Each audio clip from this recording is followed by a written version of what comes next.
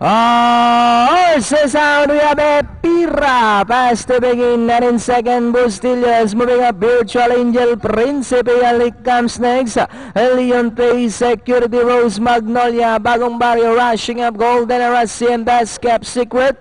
Principe Alik now takes the lead. Virtual Angel in between horses. Epira is racing in third, and about 4 wide now is Leon Pace in fourth. Bustillos is down in fifth, moving up. Bagong Barrio, Golden Arasi, Magnolia, and on the outside Security Rose and that's kept secret. Once again we have Epira, Baya Baranek, and on the outside second is Principe Alika. 3 lengths away in third now is Leon Pace, and in fourth Virtual Angel. Bustillos now trying to get closer in Pipa together with Golden Arasi, Bagong Barrio, Magnolia, best kept secret, and Security Rose.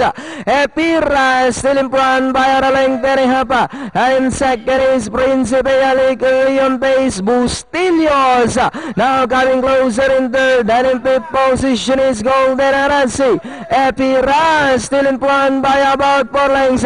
Bustillos on the outside second, Principe Alik, but it's still Epira by about 4 lengths. Bustillos now in second, and in third comes Principe Alik. Last 100 meters we have Epira by about 4 lengths over Bustillos, and finally it's Epira.